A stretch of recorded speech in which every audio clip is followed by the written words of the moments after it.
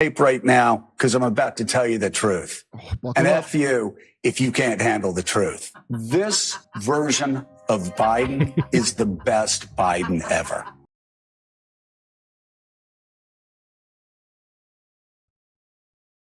Hi, welcome back to the live stream. We have special guests with us. James Corbett is an award-winning investigative journalist, and since 2007, he's been the host of the Corbett Report, an independent, listener-supported alternative news source. The Corbett Report operates on the principle of open-source intelligence and provides podcasts, interviews, articles, videos, and groundbreaking news and important issues from 9/11 truth and false flag terror to the police state, eugenics, geopolitics, central banking fraud, and more. Please welcome to the show, James Corbett. Thanks for having me here. Fantastic. And I apologize in advance for getting you censored off of YouTube and every other platform. Well, that's why we switched over to Rumble for this part. Yeah, good idea. Now, you know what? Let me just ask you that. Now, you were one of the first people I know that did get censored and kicked off YouTube. Now, other people have since, and we've come close. But can you tell us what happened? Yeah, well, I'll tell you to the best of my ability, because of course YouTube are weasels and they're not going to tell you exactly what happened. But of course, it was during the COVID scamdemic freakout time when you were not allowed to say literally anything that went against the pronouncements of the CDC or the WHO. And I happened to do a lot of that around that time. And so it was actually, I got a series of warnings and, oh, this video is being taken down. This is a red flag against your account. But the third strike, that was the one that actually got my entire channel taken down, was a podcast about the philosophy of science, where I'm reading, Karl Popper and Thomas Kuhn and things like this. But you cannot question the science, even to the extent of just quoting philosophers about the philosophy of science. And that was literally the one that got my channel scrubbed. For COVID? Or... No, the first two strikes were for COVID-related stuff, going against the CDC and the WHO. The third one, he was just doing... Just general science Just talking about... Well, you lost your science privileges is probably what it is. Yeah. Right. Science is a privilege, not a right. Evidently. Wow. Well, I mean, you landed on your feet. People, you have a great website and you do great work. So is your stuff also up on Rumble? Yeah, I'm on Rumble, I'm on Odyssey, I'm on BitChute, I'm on all sorts of alternative platforms. But yeah, my site is probably the best place for people to catch me. And I was warning my audience about this for years and years and years before that. I'm going to be scrubbed from YouTube someday. You're going to lose me. But every time I'm on anyone's program on YouTube, I always see in the comments someone going, James, I remember that guy. I thought he just disappeared one day. They let Jason Burmas back on YouTube. He did Loose Change. Yep. Oh, really? Yeah, Jason Berman. Yeah, my buddy Jason. He was talking about it for a long... This was amazing because I remember everybody talking about 9/11. I can't believe I ever thought there was a possibility that the inner agency didn't do it. Like that it was anything except people that work in our own government helping it happen. I can't believe I ever thought it was the thing they said at all. Oh, you talking about 9/11? Yeah, looking back now. Well, here's a video. One of the first things that made me aware of your work was this short little video. And I think I've played it once before on the show when I had on that professor from the University of Alaska to debunk what happened at Building 7. But let me just play this. This is fascinating. This is definitely fascinating. On the morning of September 11th, 2001, 19 men armed with box cutters, directed by a man on dialysis in a cave fortress halfway around the world using a satellite phone and a laptop, directed the most sophisticated penetration of the most heavily defended airspace in the world, overpowering the passengers and the military combat-trained pilots on 4 commercial aircraft before flying those planes wildly off course for over an hour without being molested by a single fighter interceptor. These 19 hijackers, devout religious fundamentalists who like to drink alcohol, snort cocaine, and live with pink-haired strippers, managed to knock down 3 buildings with 2 planes in New York. While in Washington, a pilot who couldn't handle a single-engine Cessna was able to fly a 757 in an 8,000-foot descending 270-degree corkscrew turn to come exactly level with the ground, hitting the Pentagon in the Budget Analyst Office where DoD staffers were working on the mystery of the $2.3 trillion that Defense Secretary Donald Rumsfeld had announced missing from the Pentagon's coffers in a press conference the day before, on September 10th, 2001. Luckily, the news anchors knew who did it within minutes. Osama bin Laden. The pundits knew within hours. Osama bin Laden. The administration knew within the day. Terrorists who committed these acts and those who harbored them. And the evidence literally fell into the FBI's lap. That a hijacker's passport was found blocks from the World Trade Center crash site, if you can believe that. But for some reason, a bunch of crazy conspiracy theorists demanded an investigation into the greatest attack on American soil in history. That investigation was delayed, underfunded, set up to fail, a conflict of interest, and a cover-up from start to finish. It was based on testimony extracted through torture, the records of which were destroyed. It failed to mention the existence of WTC-7, Able Danger, P-Tech, Sibel Edmonds, OBL and the CIA, and the drills of hijacked aircraft being flown into buildings that were being simulated at the precise same time that those events were actually happening. It was lied to by the Pentagon, the CIA, the Bush administration, and as for Bush and Cheney, well, no one knows what they told it because they testified in secret, off the record, not under oath, and behind closed doors. It didn't bother to look at who funded the attacks because that question is ultimately of little practical significance.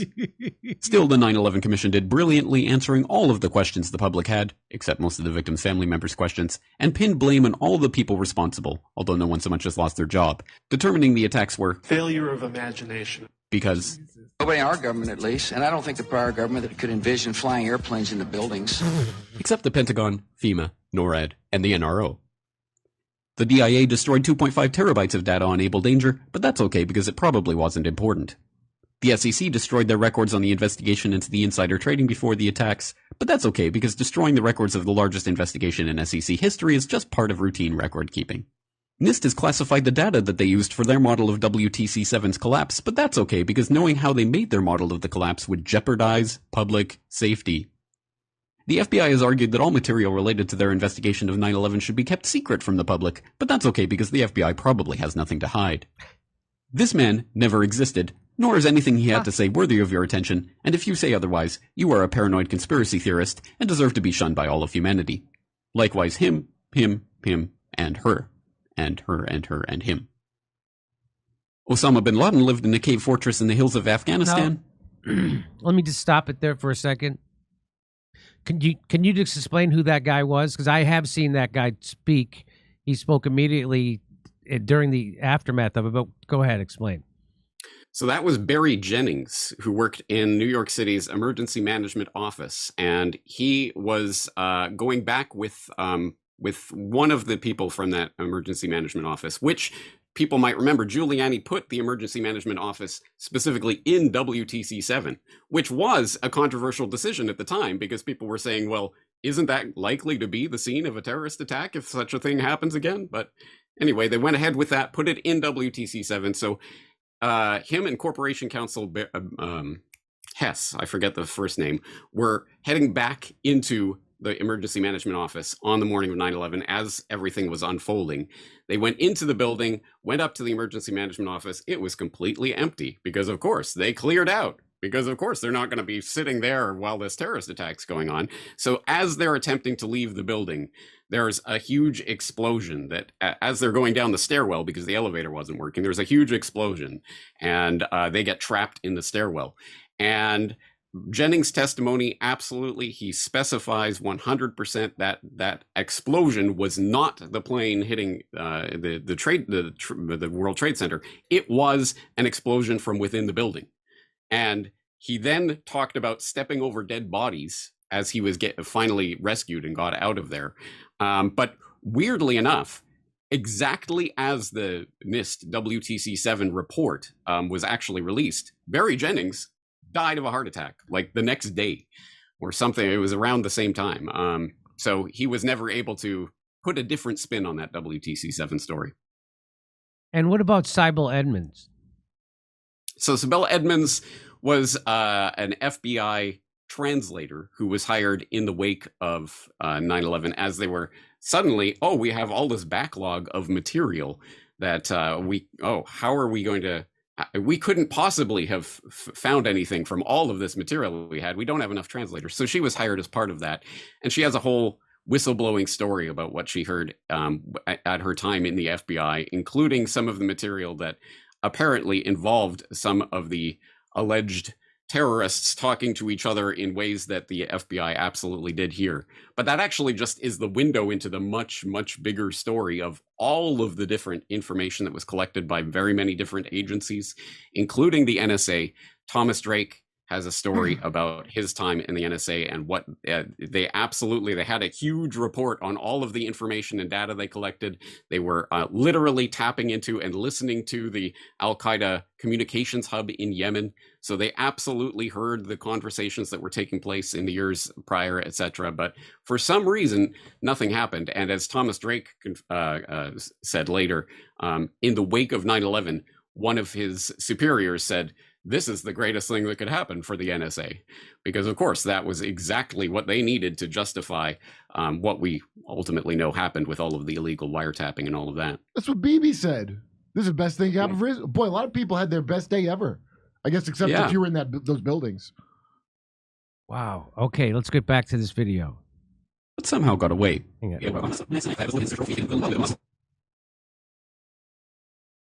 So, do you want to anybody else in this that you want to tell us about? So J. Michael Springman in the top left there worked at the Jeddah consulate in Saudi Arabia in the 1980s, back when Osama bin Laden was one of the golden boys in Afghanistan doing the CIA's dirty work for them against the Soviets. And he confessed about his time at Jeddah, where he was being overruled by his superiors. He was denying all these visas to these people who clearly should not be getting visas to enter the United States. They didn't know, they couldn't say where they were going or what they were doing or had any knowledge of anything. But I'm a student, or whatever their cover story was. He would deny their visa, but his supervisors, who he later learned were CIA, were overruling him. No, these people are approved. And as he later found out when he went back to Washington and he was talking to journalist Joseph Trento, he found out, no, of course, this was a scheme that was being run by the U.S. Department of Defense and the CIA to basically bring the Al-Qaeda golden boys into the United States for training so that they could be shipped off back to Afghanistan. Like we did with the Nazis after the World War II. And guess where 15 of the 19 alleged 9/11 hijackers got their passports or their visas to enter the United States? The very same Jeddah consulate that Springman was working at. Really? So that's and okay. So well, the thing are you surprised? Go ahead, Kurt. The thing with the lost $2 trillion, so they couldn't account for. Yeah, I remember that story, and I was there when 9/11 happened in New York. I didn't realize it was the day before. Yes, it was the day before. The plane happened to hit all the records of where there were $2 trillion went. I have never heard that connection made until just now. Really? Yes. To be fair, it was known about from, I think, late 2000 is when the first audit came out that said, hey, we've got this massive problem. And at that time, I think it was 1.6 trillion. It was even part of Donald Rumsfeld's confirmation hearings. They were grilling him about it. It was a known issue. But it was September 10th. Right? Sorry? Right when Ron Brown's plane crashed with all the important people that were going to turn evidence? That's part of it. But on September 10th, 2001, so literally the day before, Donald Rumsfeld had a press conference at the Pentagon where he announced a new war, a war on bureaucracy, because we can't account for this $2.3 trillion. And I remember that. There's some crazy one-liners in that speech that I have in my 9/11 Trillions documentary, where, for example, he says, people might ask themselves, how can the Secretary of Defense attack the Pentagon in front of his own people? And literally the next day, it's crazy. Wow. But if you want the specifics on any of those people on screen, there's a hyperlink transcript for this video with links to every single one of those people and their story and what it leads into. So if people go to corbettreport.com/911conspiracy, they can find all the details. Is there anything that happened that wasn't that at this point? Every single major war, we have a fake thing. Well, not fake in terms of the deaths, but a thing that they protect, like a false flag. The false flag that precipitates it. Vietnam, World War II, World War I. Purposely put civilians Vietnam, Gulf of Tonkin, World War II. All of them. There's not a single. Would they just be peaceful without these people? World War I, Lusitania. That was again. That was a setup. Yeah, there's It's hard to find because, and there's a specific reason for this. It's because back in the olden days, the king would just declare we are at war and everyone would have to go. But in our enlightened modern era of democracy, you need to get the public support for any military action. So you have to gin up something. And whether that something is real or completely generated, at any rate, you need that excuse to send people off to die and to get people to willingly march off to die. Well, last night, a good friend of mine told me World War III is worth it to save you, to stop Putin. With a straight face, said that to me. Okay, let's get back to this video. Osama bin Laden lived in a cave fortress in the hills of Afghanistan, but somehow got away. Then he was hiding out in Tora Bora, but somehow got away. Then he lived in Abbottabad for years, taunting the most comprehensive intelligence dragnet, employing the most sophisticated technology in the history of the world for a decade, releasing video after video with complete impunity and getting younger and younger as he did so, before finally being found in a daring SEAL team raid which wasn't recorded on video, in which he didn't resist or use his wife as a human shield, and in which these crack special forces operatives panicked and killed this unarmed man, supposedly the best source of intelligence about those dastardly terrorists on the entire planet. So it appears that the reason why they kept Osama bin Laden alive for a while was they needed a boogeyman and a bad guy. And then the reason why they killed him was because they didn't actually want to hear what he had to say, right? That would be a reasonable supposition. My only question is, who or what was that took place in Abbottabad? Who or what was protecting that? What intelligence agencies were involved in that? I know Seymour Hersh has his story about that. That's completely different than the official story. I tend to think differently than Hersh on that, but at any rate, it's certainly not what they told us. And yeah, perfect boogeyman to basically taunt the world for a decade, and then Obama can go in and say, I got him. Yeah, okay. Well, I believe the part that they got the walk-in that said where he was, that makes sense to me. And then the part where Obama jumped the gun and went in early and Pakistan was going to give him up because the Saudis stopped paying to protect him. That part doesn't sound hard to believe, any part of that. And that Pakistan had to turn their radar off to let us in. Just for the record. Stuff. What? Just for the record, this was the 9th time that Osama bin Laden had been pronounced dead in that decade. So, take it for what it's worth. Yeah, but we didn't see them sad in the Middle East until that time. Do you think he is dead? I am sure that the Osama bin Laden character was retired at some point. I just don't know exactly when it was. And hey, we will never, ever, ever get the evidence of this, as you're about to see in this video. They dumped him in the ocean. Yeah, they dumped him. A traditional Muslim burial. Let's see. Okay, here we go. Then they dumped his body in the ocean before telling anyone about it. Then a couple dozen of that team's members died in a helicopter crash in Afghanistan. This is the story of 9/11, brought to you by the media which told you the hard truths about... His head could be seen to move violently forward. And... They took the babies out of the incubators. And... Mobile production facilities. And... The rescue of Jessica Lynch. If you have any questions about this story, you are a batshit, paranoid, tinfoil, dog-abusing baby hater and will be reviled by everyone. If you love your country and or freedom, happiness, rainbows, rock and roll, puppy dogs, apple pie, and your grandma... You will never, ever express doubts about any part of this story to anyone. Ever. This has been a public service announcement by the Friends of the FBI, CIA, NSA, DIA, SEC, MSM, White House, NIST, and the 9/11 Commission. Because ignorance is strength. Yeah, not after that Biden debate, it ain't. So that was wonderful. That was really well put together, and I love your commentary, your sarcastic commentary is fantastic. Don't you think it's kind of crazy that, well, first of all, they demonetize it, but they let me, I brought on this professor emeritus from the University of Alaska, Fairbanks, or Anchorage, maybe. He debunked Building 7, and he showed that there's no way it fell down because a plane hit another building 100 yards away. And so they, at least YouTube, they'll let me tell that story. They demonetized it, obviously. But aren't you surprised that over 2 decades later, there's still no mainstream news that's going to, even close? Is it because is it because of the Telecommunications Act and there's only 6 news billionaires owning that? Is that it? What do you think? Well, that's certainly part of it. If people want to deep dive on it, I did a documentary on the media matrix that's all about the development of mass media and how basically from Gutenberg to this point has been essentially the story of how ruling oligarchs and the ruling class have attempted to try to cork that bottle of the free flow of information. And that's taken different forms in different eras, but the most effective form of communication control that was ever devised was the corporate oligopoly control of the mass media that took place, that really reached its zenith by the end of the 20th century, so that everyone was getting all of their news and information and media and entertainment from the same handful of corporations. The internet revolution threatened to completely upend that, which is why they are furiously trying to stuff that cork back in the bottle.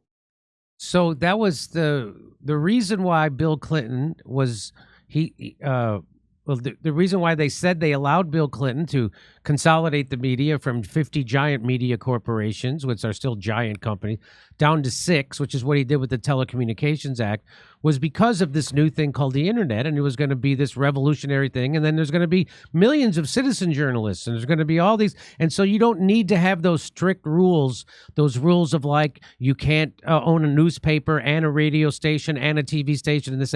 All that stuff's gone. And there's only 6. So that was supposed to be the reason. But now that it actually is working the way they said it would, the internet, we now find out from the Twitter files that they're completely censoring. The government is now pressuring social media to censor. And so I know I've been a victim of that. You've been a victim of that. And I know if there was ever a YouTube files, it would come out that there was an email from somewhere in the government to YouTube to come at me, because they came at me for accurate information.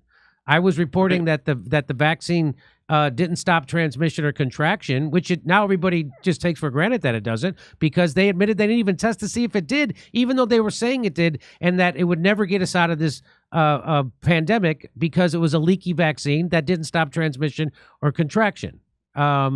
So I don't know. Well, okay, a couple of things to say to that. One is, you're exactly right. The very things that we now know and take for granted were literally verboten on YouTube back at the time. I know this because one of the videos that got censored at that time, before they scrubbed my whole channel, was called The Future of Vaccines. It was December of 2020. I was talking about all of that research that was already there. No, they didn't even test for transmission or anything like this. No, it's all, I was pointing to their documents.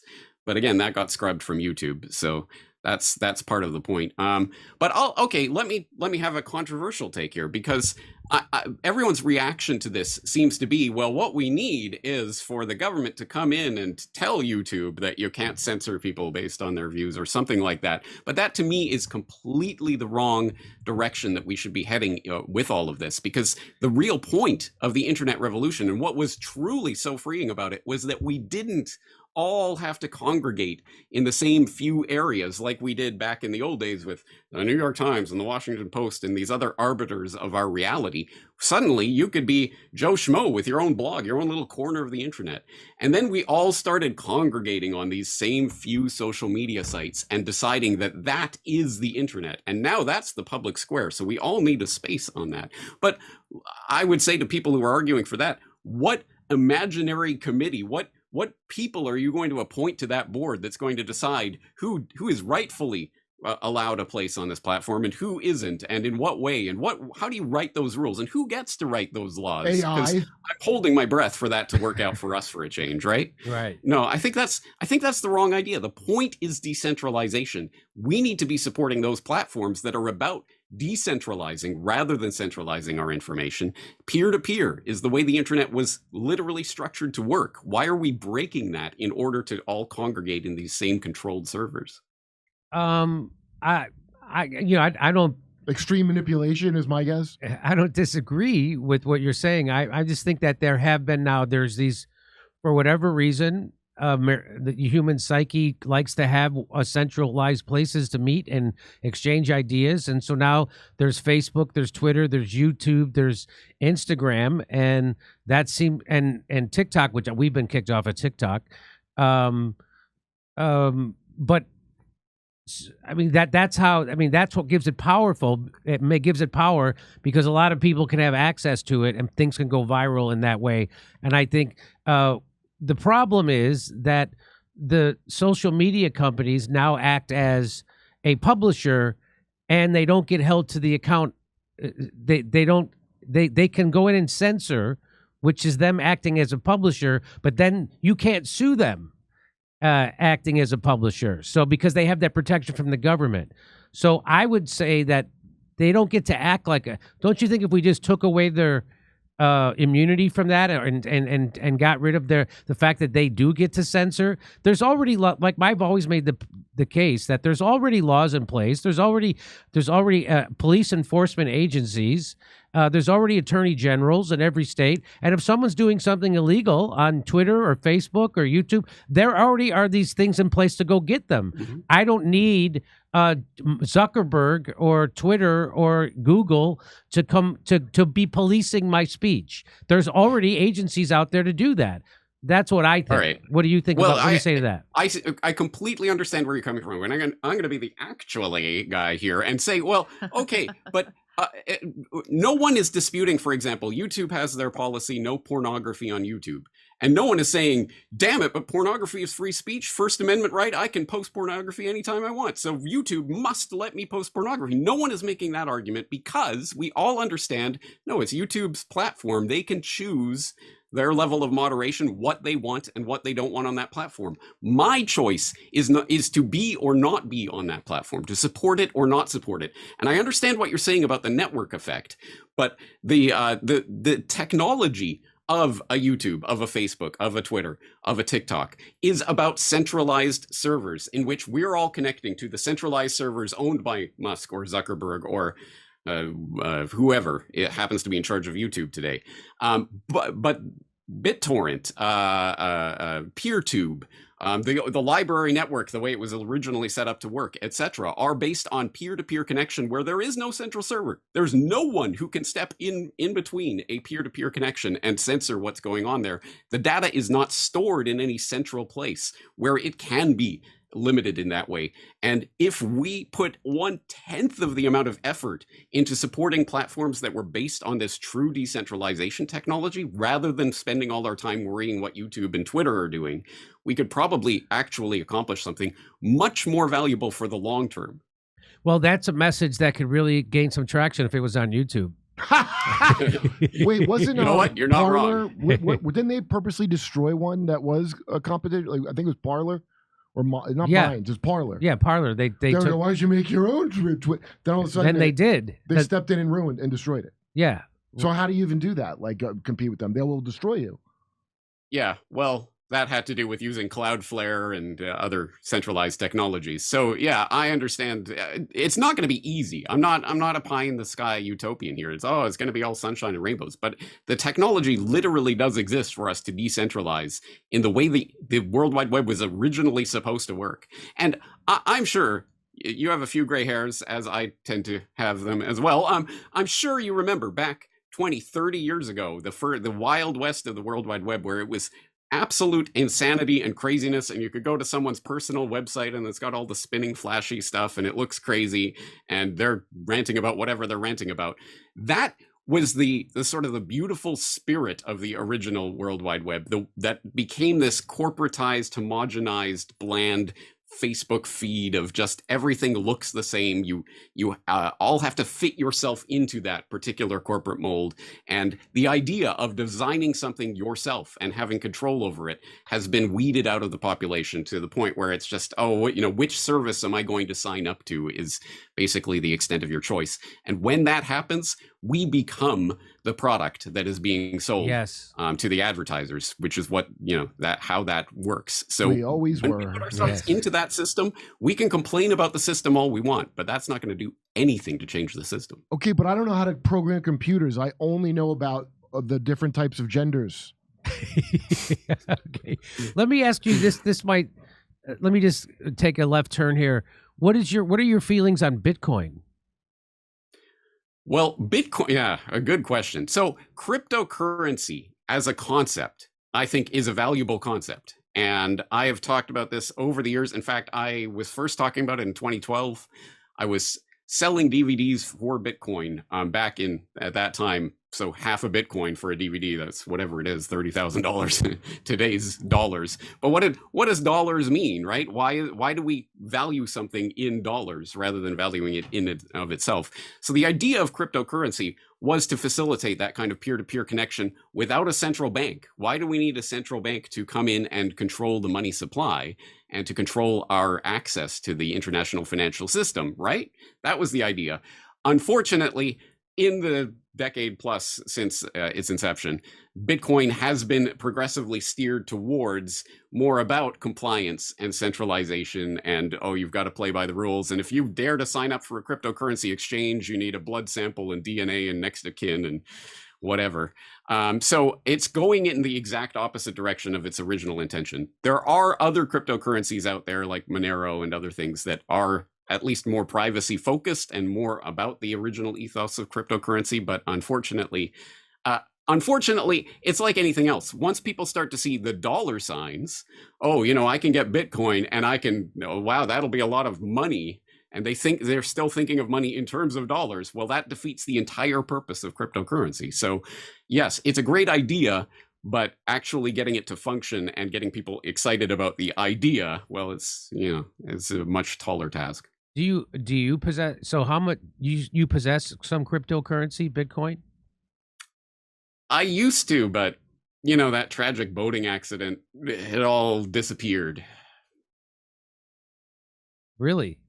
Okay. No. Okay. First rule of crypto: you never talk about your crypto holdings. Okay. All right. I respect your privacy. Let me move on to one of a topic I know you know a lot about.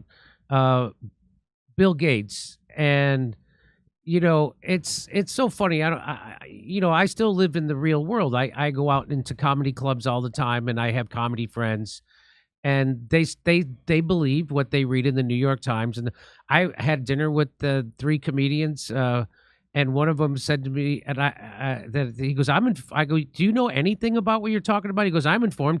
I read 3 newspapers a day. And I was like, let me guess. The New York Times, Washington Post, and the Boston. Yes, that was them. And so I'm like, you're less than informed. So you're misinformed. That's that old Mark Twain joke, right? If you don't read, you're uninformed. If you do read, you're misinformed.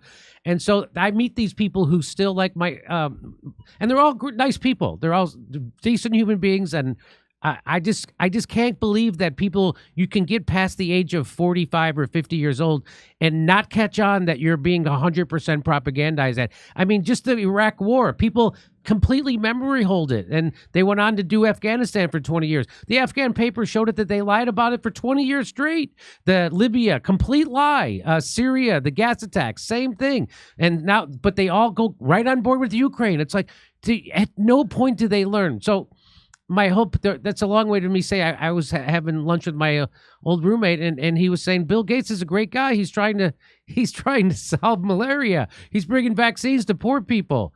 And just tell people why that's not true. This is after the Epstein thing. This is after Epstein, yes. Yeah, it's amazing what billions of dollars can do for your public image, isn't it? And so exactly as you say, I get why Zoomers who've never known Gates as anyone but this philanthropy god would maybe think of him in that context. But how could anyone who was there in the 90s think of Bill Gates as anything other than that evil, rascally tech monopolist who built his fortune and his empire on coming into the open source software movement and the relatively free flow of information that existed there, and literally penning this tone-deaf letter saying, I'm giving stuff away to you guys and you're just going to steal it. Why would I do that? Everything should be patented and controlled. And that was literally how he made his fortune. And of course, as we know, the United States v. Microsoft back in the day, the antitrust lawsuit, all of that. But suddenly, the turn of the millennium, suddenly he starts the Bill and Melinda Gates Foundation, and now he's good guy Gates giving away his fortune. But, the strange thing is that in that first year of the scamdemic crisis, his net worth actually doubled. How does this happen? He keeps giving away money, but he keeps getting more and more. How does this possibly work? Anyway, there's a specific reason that people think of him specifically in that context and in that way. Is because in addition to the millions and millions and millions and millions and millions of dollars of personal PR that he has still directly financed, there's the untold tens, hundreds of millions of dollars in grants that his foundation has given to various media organizations to make sure that their coverage of the Bill and Melinda Gates Foundation is favorable.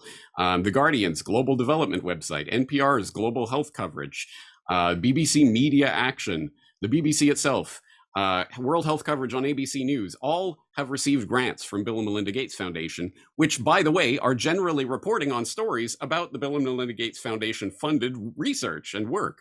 So what conclusion do you think the average person sitting there and just consuming it as just, the usual gullible rube?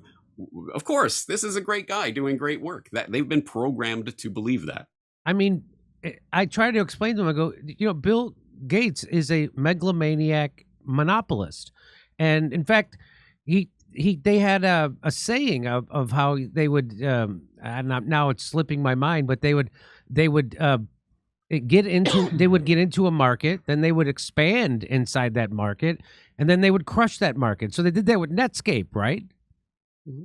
Yep. Yeah, exactly right. And people can watch the actual deposition of him during the antitrust trial. That was just, it's just crazy to watch him as he's attempting to answer the question, or attempting to not answer the questions, where he's pretending not to understand basic words in the English language because he obviously knows he's been cornered and found out, but he just will not respond to it. But again, all of that's been memory hold for like minute. It's like the longest dead pause to a basic question. It's longer than Biden. Yeah. And it's just, it's like the Bill Clinton, what's your definition of is? He was doing that. Mm-hmm. Yeah, exactly right. So I think there are three concepts you need to understand Bill Gates, one of which, monopolist. I think that's absolutely part of his long-term game plan. That was what he did in the software business, and that's exactly what he's doing in his foundation philanthro-capital work, which is about monopolizing global health. That's one of the main research areas and focus areas of the Bill and Melinda Gates Foundation. There's another core concept is software, computer programming, technology. That is the lens through which someone like Bill Gates will examine any problem, to the point where, for example, people might remember before they memory hold this and claimed it was a conspiracy theory, Moderna literally talked about re-engineering the software of life. We can re-engineer the software of the human computer system essentially by tinkering with your RNA. Yay, what could go wrong? The third concept that people need to understand is technocracy. He is a technocrat. And if you go and look up the dictionary definition of that, it's just going to tell you, oh, that's just someone who believes that there should be a sort of a ruling class or a governing class that is made up of engineers and scientists and what have you. That's part of it. But no, if you look into the history of Technocracy Inc., which was this movement that started in the 1930s during the Great Depression, everyone's casting around for ideas. How do we get out of this crazy topsy-turvy economic situation? One of the people who came along was this charlatan, Howard Scott, who lied about his credentials and everything else, but somehow managed to worm his way into the basement of Columbia, despite not being a professor there, and set up shop there to start his technocracy movement, which was based around the idea of you're going to have to perfectly plan the economy top down. And of course, you need engineers and scientists to steward over it. They're going to be the technocrats who are going to rule the technate, is what he called North America. What? And what they're going to do is they're going to calculate perfectly, as scientists, rational scientists can, exactly the amount of energy that will be needed to create everything that we need in the economy. Because again, these scientists are going to know exactly what you need, how many toothbrushes to manufacture and everything else. And they're going to calculate that energy expenditure. Then they're going to take that and divide that, measure that energy in joules, and then divide that up and hand it out as energy credits. There won't be money anymore. You're going to get energy credits measured in joules. And as a member of the technate, as a good worker, productive worker, you're going to get these energy credits every month to spend into the economy. And then it'll perfectly balance inputs and outputs so that there will never be this crazy depression boom bust cycle ever again. Yay, wonderful. Except the small problem with that plan, it was total madness, complete lunacy back in the 1930s to imagine that they were going to be monitoring literally every transaction in the economy in real time and measuring and denominating everything in joules of energy. It was insane. But actually, in 2024, it's like, kind of could do that now, actually. Why don't we have a system that's based on, I don't know, maybe carbon credits? And you get your certain allotment of carbon credits, and you get to have this much and no more, citizen, because you are now a member of the Technate. And don't worry, the overlords, the technocrats are going to steward over this and make sure you have just enough of what you need. So when you start to combine those ideas, everything starts to make sense, because Gates is in all of these different unconnected areas. Like, why is Gates the largest single farmland owner in the United States, right? Why does he sound like Morgan the Martian? So that's what I wanted to actually get into that right now. So here, this is from a place called Land Report. It says he owns a total of 275,000 acres of farmland, and it says with almost 250,000 acres of highly productive farm ground spread out over 17 states, the co-founder of Microsoft ranks as the nation's largest private farmland owner. Why would a tech nerd want to be a farmer? Much of Gates' acreage was bought in huge trenches, including a group of farmland assets owned by the Canadian Pension Plan Investment Board that was acquired in 2017, and the 2018 acquisition of the 100 Circles acreage in the Horsehaven Hills of eastern Washington. Those two purchases alone total an investment of more than $690 million in farmland assets. And here's all the places that Bill Gates owns farmland. Look at that. He owns 20,000 acres in Nebraska, Wyoming, 9,000 in Idaho, 16,000 in Washington, 4,500 in California, 25,000 in Arizona, just 1 acre in New Mexico. He wanted to get his feet wet. What is that 1 acre from? 69,000 in Louisiana, Arkansas, Illinois at 17,000. It's Ohio, Wisconsin. Even Florida, North Carolina. So, and here's just a quick little couple of paragraphs from Investigate Midwest. Spilling Bill's beans. Tech billionaire spent $113 million on Nebraska farmland. And Bill Gates' Nebraska neighbors, they don't know that he owns the soybean field down the road. Here's the story. Gates' farmland is held by more than 20 shell companies. Why would he want to do it through shell companies? Some lead back to a P.O. box in Kirkland, Washington, the city where Cascade Asset Management, which manages all Gates' investments, is headquartered. These limited liability companies, buried under layers of business names, overlapping employees, and addresses in at least 3 states, form a network more tangled and opaque than one created by the Church of Jesus Christ of Latter-day Saints, which is buying a giant amount of Nebraska ranch land. Because it's hidden, Nebraskans living and farming in communities where Gates is among the largest landowners are often unaware that one of the world's richest men owns the cornfield down the road. Why? Now, James, tell us, why is he doing this, and why is he doing it so secretively?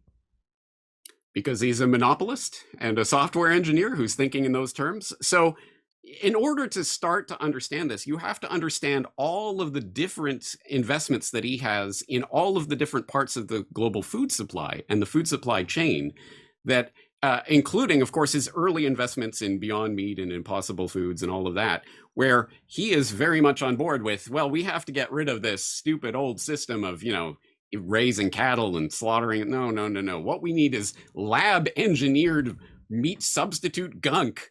What could go wrong with that? We're going to engineer our meat in a lab and it'll be good for you guys. Why would he be so interested in that? Well, first, it's a technological solution to the problem, which kind of fits to a T, doesn't it? But secondly, it's because it allows more control of a few companies to literally control the global food supply.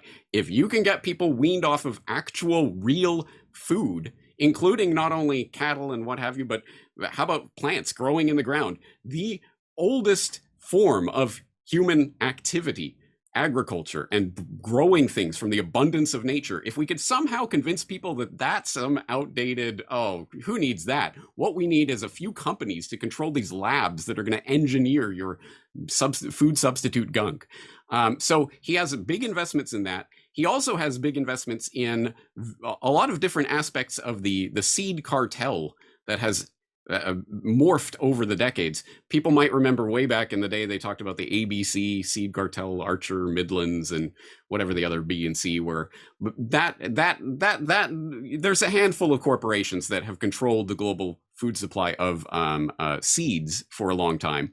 But now that's evolving in these weird ways. There's things called like the Crop Trust, which sounds like a wonderful thing. And one of their big projects is this Svalbard seed vault that is like something out of a James Bond movie. You have to look this up to actually see it. It's carved out of the side of a mountain up in the Arctic tundra in the permafrost. And they're storing seeds in there, you know, just in case some sort of catastrophic thing happens and, I don't know, the entire global food supply is gone. They'll have these heirloom seeds stored in a fail-safe way. Like Noah's Ark.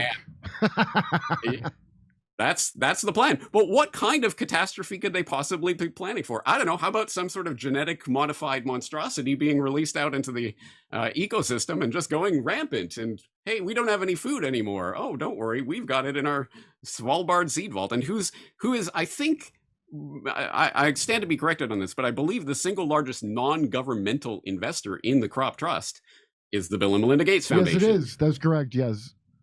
That's how I first heard about that seed vault, where they're talking about Bill Gates owning all the seeds. There's the African Green Revolution Alliance or something like that, AGRA, that again was partnered. Bill and Melinda Gates and the Rockefeller Foundation were partnered in, hey guys, we're going to spread our love to Africa. Don't worry, guys, we're going to totally revolutionize your stupid, dumb, old farming practices. We're going to give you all the new whiz-bang technology and make sure you guys are. And after 20 years of that, a bunch of African NGOs and active farmers and activist groups got together and said, please stop destroying our continent. Your stupid mechanized input-intensive chemical farming processes are destroying Africa, and we don't want you anymore. But they're continuing pressing ahead with that. There's so many other aspects of this. I just found out about one called, I think it's called DivSeq, which again, Bill and Melinda Gates Foundation heavily invested in, that is collecting the genetic sequence material of all of these different seeds and patenting them so that they can then spread the love through their corporate oligopoly to all of the different corners of the planet. Don't worry, guys, we'll take care of the food supply. You just have to put all the control in us. And that is the kind of the bigger picture of this farmland question. Yes, so that seems super scary, especially when Bill Gates is basically the guy who runs the WHO. And I don't know how engaged he is with the WEF. He is, though, right? He's certainly spoken there and been promoted there. He's a frequent attendee of Davos, yes. So when I see him say this about farming, I know he's up to no good. Here, I'm going to play it. We really owe it to the poor farmers to give them better tools. My awareness of climate change really came when I was visiting Africa and seeing that as the crops failed there more and more because of the temperature increase, that was leading to malnutrition. And of course, when malnutrition goes up, that increases deaths. It means that kids are not able to develop either physically or mentally. There's reasons to believe that by using the latest techniques of being able to sequence genes, using AI, using satellite data, that for all the crops, not just the main cereal crops, we can make them far more productive and far more climate resilient. They'll be able to improve the lives of over 500 million farmers. And so, you know, this is a very fundamental, top of the list thing to address climate adaptation. Of course, we don't just want these improvements to be in the lab. We want them to scale up. We're impatient to see this done. Prioritizing the highest impact interventions like we do in health will be very important. But I think we'll look back on today as a real milestone towards accelerating this adaptation innovation. So that puts a chill down my spine when I hear him say that stuff. It's like, oh, we're going to help 500 million farmers. You mean you're going to control 500 million? That's what I hear. What do you hear, James? I hear the exact same thing, and I come at this from the perspective of having studied this for a long time and seen that the Green Revolution from the 1960s, 1950s and 1960s, that was Rockefeller funded, idea that if you read the history books about it, it was this wonderful revolution in technology for farming that has increased abundance and supply all over the world, and it's a wonderful thing that happened and has fed billions of people. But the real story paints a very different picture, and I've written about this, I've talked about it before, but basically, long story short, it was the invention of the agribusiness model. So you had, for example, the Rockefeller family, which of course made its fortune from oil, coming in and proposing all of this technology for food production, which would of course have a lot of oil inputs, as well as chemical inputs, which, by the way, the Standard Oil oligopoly also had its tentacles into. And that was spread around the world by the largesse, of course, of the US government, largely. Eisenhower had, it wasn't Atoms for Peace. I can't remember what the name of the program was, Food for Peace or whatever wonderful idea they had. But basically their idea is, okay, we'll subsidize all of these different countries to buy this machinery and implementation of technology and chemical inputs, and we'll help subsidize that for the benefit of course, largely the American corporations that are selling this around the world, and we'll get them hooked on all of these chemical inputs, etc. And then, play that out a few decades, and you start getting things like the Indian farmer suicides and other such things, as people get locked into these contracts where they're beholden to companies, they have unpayable amounts of debt, they end up killing themselves as a result. And that's in fact increasingly playing out in America right now. Farmers in America have a 3.5 times greater than the national average suicide rate. What? Because they get themselves locked into these massive debt programs for subsidizing them. Almost no farmers can actually own their tractors and their technology anymore. They lease them, and they have to, of course, purchase the contracts for the seeds and all of this from Monsanto or Bayer Santo or whatever it's calling themselves these days, and they get themselves locked into millions of dollars of debt that gets up completely unpayable and end up killing themselves. It's a tragedy, but it is the inevitable result of this centralization of power in the hands of few and few monopolists, corporate oligopolists, who basically have cornered the global food supply. And that is the vision of someone like Gates. And when they're talking about then taking that down to the genomic level, and don't worry guys, we're going to start patenting all these genetic sequences of all of these plants in order to find the best varieties and help the poor, grow these wonderful life-saving crops. I'm going to take that with a gigantic grain of salt. So it is not a stretch to say that that Bill Gates is a bit of a psychopath, and that he is the old idea from the Bond movies. He is Dr. Evil. He wants to control the world health. He wants to control the world food. He wants to control the world, technology. Is he getting? He must be getting into central banking digital currency somehow. Yes, he is. So if people really want the deep dive, I did a 2-hour documentary called "Who is Bill Gates?" CorbettReport.com/Gates, and in that documentary, I go through all of that and all the way these different parts of this disparate picture connect, including Gates's heavy promotion of digital ID, of course, and how that leads into digital currency. And he's talked about both at length. In fact, he was the foundation was involved in the creation of the Indian Aadhaar system, which is this the largest biometric system on Earth, where 1 billion Indians have scanned their fingerprints and their irises in order to get registered with the government and get this 12-digit number that they can then use to access government service. See, it's all about banking the unbanked and providing for people who need to access government services. How could we possibly do this without this complicated technological setup? And then, oh, by the way, there's been all of these data leaks with Aadhaar and everyone's iris scans and everything being widely available online. It's insanity. And it doesn't make sense from any perspective other than the perspective of someone who wants to monopolize and control literally everything, really, when you think about it, down to the genomic level. And that, unfortunately, this is one of the richest people on the planet, or at least, what they tell people about their, I'm sure the richest people on the planet are not on the Forbes rich list. But anyway, one of the front men, at any rate, for this agenda of consolidation of control. Well, here's one more. COP28, very, very important meeting. The issue of health and climate will be discussed at length. That's never gotten the attention it deserves. So in the last video, he was putting together farming and climate, and now it's health and climate. So I've slowly come awakened to this, people using climate change as a shield to cover up some nefarious agenda.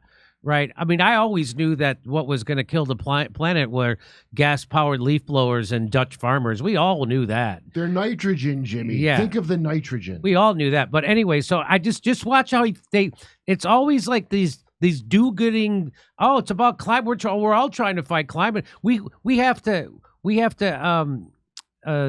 what's the stuff that they use for batteries? Not cobalt. Cobalt. Yeah, we have to mine cobalt in Idaho to fight climate, right? It's all, but that isn't that what poisons the water? Shh. I slowly became aware after none of the predictions came true at all. None of their predictions over 20 years. So let's just play this. COP28. Very, very important meeting.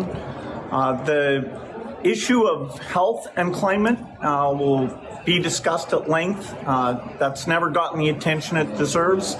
The issue of food systems and how with climate change, a lot of farmers aren't able to grow their crops, which is a tragedy for them.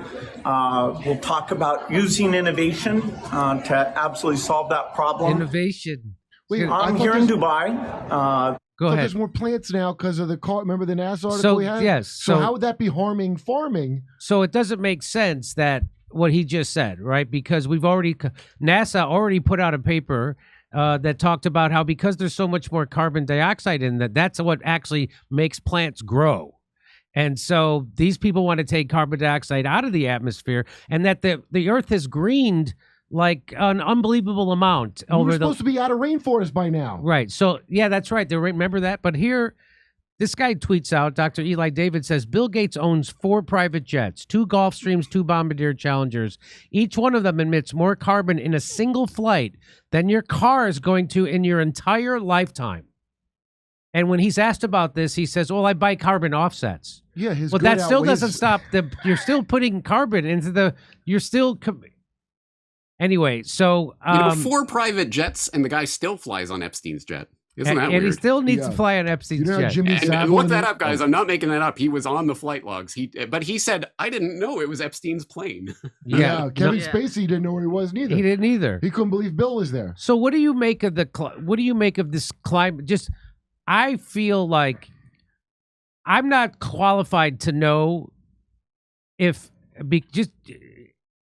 carbon-based climate change is real or not, right? I just accepted that it was, and that climate change is this thing I better get on board with. But it turns out every solution that the people who are telling me that climate change is real, every solution they propose is a scam. Because we all know the #1 emitting organization of carbon in the world is the U.S. military. And not once has Greta Thunberg ever protested in front of a new military base. They put 2 permanent ones in Syria, 3 in Philippines. They're just in the last couple of years. They're never, ever talking about that. They're never saying get rid of your private jets. In fact, they all take private jets to Davos where they tell you we got to fight climate change. So what is your take on that climate change movement, James? Yeah, well, this is, of all the things I've ever covered, it's actually surprising to me. This is probably the most controversial. I thought I was going to get pushback. 9/11 inside job, you're crazy. No, the most pushback I've ever had is calling anthropogenic global warming hypothesis unfalsifiable pseudoscience woo-woo, which it is, demonstrably so. And I've talked about that over the years. I've talked about the nitty-gritty details of the IPCC reports and equilibrium, climate sensitivity, and other such boring topics. I've talked to the censored climate scientists like Judith Curry, etc. So there's a lot there, but let's just play pretend. Okay, it's totally real, guys. It's absolutely going to kill you and your progeny. So what is the solution to this? And you're exactly right. It is the perfect tool for the erection of a global government by default, or by de facto anyway, through all of these organizations. And as you say, all of the jigsaw pieces are starting to fit together in weird ways. Like, oh yeah, climate is now a health emergency. So now the World Health Organization is on board with this. And they've got this term for it, One Health, which sounds so wonderful. And the concept of One Health is your health It's related to the health and well-being of everything around you, all of the plant and fauna and other human beings, etc. We're all part of one healthy ecosystem. So in order to make sure that everybody's healthy, well, we basically just have to control everything in the environment, and we'll make sure that it's all healthy for you. And that is where this is going. It is a gigantic global power grab. And of course, there is a financial element to that, which I've talked about before.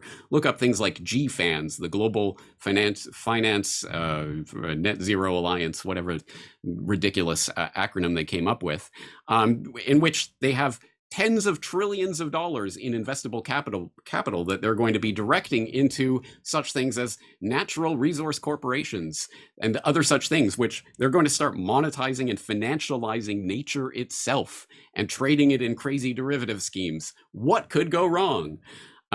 This is where it is heading. It is about power and control, and it fits in.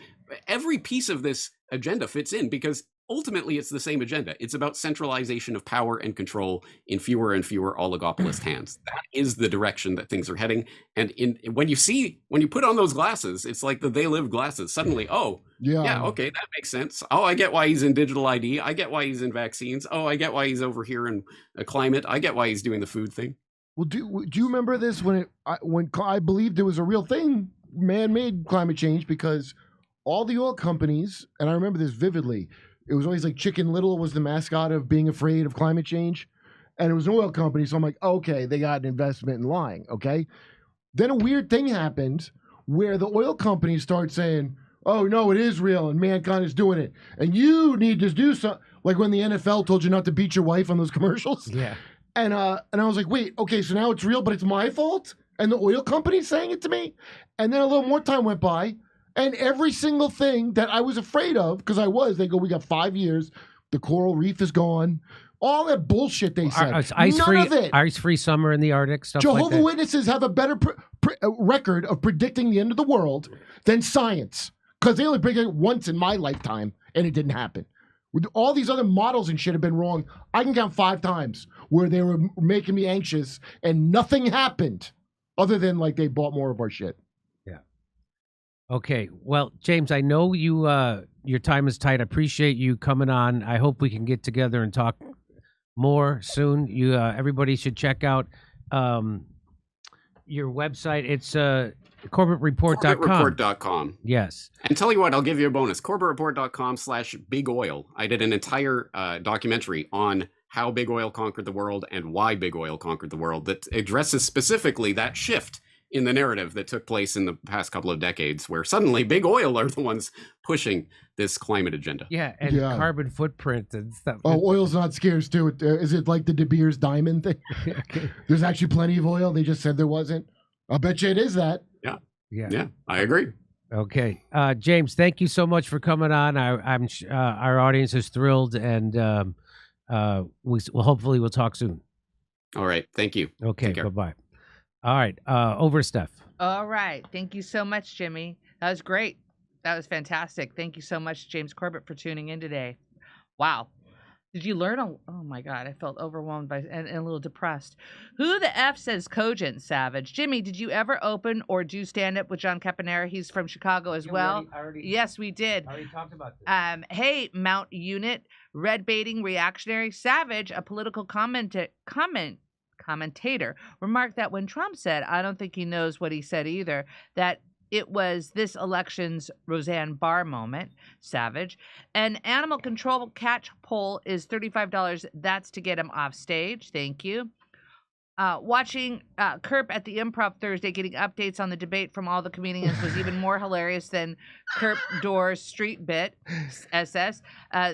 Marco Smith, thank you so much. Joe is the best bite it ever, Savage. Tiberius Monk, the disaster debate is one of the biggest advertisements for a third party I've seen in my lifetime. What a joke. Break the two-party duopoly. Screw Biden, screw Trump. Back to Jimmy. Why did we move from California to Alaska? For starters, they shut down my dad's miniature tractor business because it wasn't EPA compliant or electric. Secondly, you have to smog every vehicle built after 1975. In California, this truck was $1,200 a year to register. Here it's $100 for lifetime tags. You couldn't take an ATV anywhere because every trail was closed off due to public safety. This sawmill, they wanted 1 million board feet worth of taxes for operating. And you can't use any of the lumber for anything structural. And finally, to build our cabin, it would have required 50 times more than we have in the materials of the cabin to get the permits to build it. Why did we move from California to Alaska?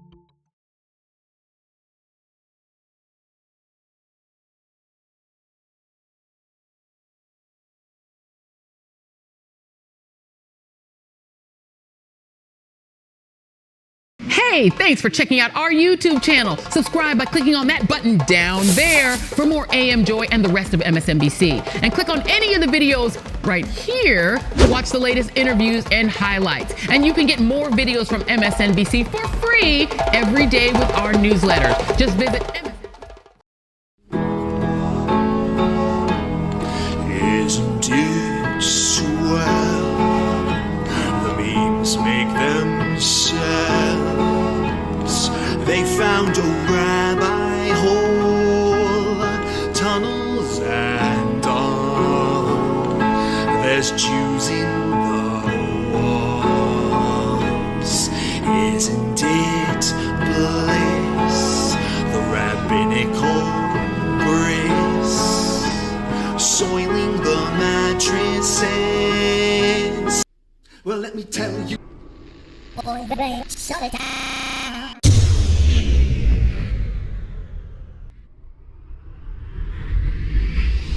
If I were Rabbi Shmuley and diddle diddle diddle digga digga diddle diddle dum, all day long I'd diddle little bums. If I were a Shmuley man, I'd peddle all my dildos, dreidel dildos, selling dildos with my daughter and her mum. If I were a Jewish Shmuley man, I'd be digging with a dildo in my bum. I'd wear a grotesque nose and go grab some goyim right on the nipple with a pinch. A Shabbos lap dance brace for the youngest mensch. At this time, more than any other time, you know, revolution is necessary. It is necessary. Not only based on what has happened with the MOVE organization, you know, the babies that have been murdered, you know, MOVE adults that have been murdered, bombs being dropped on us, but past that to what is happening with all black people, so-called minority people, you know, money poor people. You know, this government, as has been said earlier, has waged war on us. But you know, something about us, particularly here in America, we don't really understand that. You know, we don't really know what war is. You know, for black people, for poor people, that people see as good, that they wasn't forced to do, that they didn't do to try to keep black people appeased, and calm down so that black people wouldn't riot. A prison situation is a crystallized example of that. You can make phone calls in prison. They have movies in prison. But they don't have those things because they just want to be nice to prisoners. They have those things because they know damn well if they don't have, people being able to contact their family, if they don't have, facilities for people to sit there and watch movies, people are going to be frustrated, upset, and they're going to direct that frustration at them prison administrators. And they're going to have riots on their hands. They're going to have people in them prisons turning them prisons out. That's why they have movies. That's why they have access to phones the way they do. And a stop to it when we don't like it, or encouraging it when it's something that's in our interest. We have to call the shots. The people have to take the reins of this system and start dictating, what we need, what needs to be done. And, taking the initiative to do it ourselves. We can't rely on this system. I mean, don't people see what's happening? Every single confrontation that MOVE people have been involved in, every single issue, oppression, economic issues, every single issue facing our people, is something that can be dealt with very, very simply. All people got to do is make their wishes known. All people have to do is stand up and say, listen, we're not accepting that. Unity is the key. Unity is the key to revolution. Revolution ain't nothing to be afraid of. It ain't nothing to shy away from. Revolution, contrary to what officials, this system and those backing the officials running this system, want people to believe that revolution means violence, means blood in the street. I'm saying it can get to that point, but it don't have to be violent. When people come together and take a strong stand on an issue, this government don't have no choice but to listen. Where you think they get their authority from? They don't have no power, but they do have authority to do certain things. Where you think they get it from? They get it from us, from the people. They get it from us accepting the things that they do to be done to stop it. Then you have some people who want to then turn around and say, yeah, well, it's the best we have, and want to make excuses. The time for excuses is over. It's over. Every man, woman, and child has to be involved in this revolution. Not only has to be, but is, whether you want to be or not. I mean, our babies gave their lives for this revolution on May 13th. Men, women, and children were murdered. And not just MOVE babies. What about all of the young men, women, children 8, 9 years old shot down on the street by cops, by drug pushers? I mean, where do you think that mentality comes from? It comes from this system, from the mentality of this system of getting over, making a quick buck, I'm saying that's where that needs to be done to stop it. Then, what I want people to really, really understand is that it's past time. It is past time for poor people, black people, to realize that this system has failed you. It has failed you. You can't get nothing from it. And what people got to do is withdraw our support from it and start doing for ourselves. That's what we got to do. How long are people going to sit back and beg, this government to do what's right when for hundreds of years, all you've gotten is a slap in the face. All you've gotten is this government kicking your ass. That's all. That's all black people have ever gotten from this government.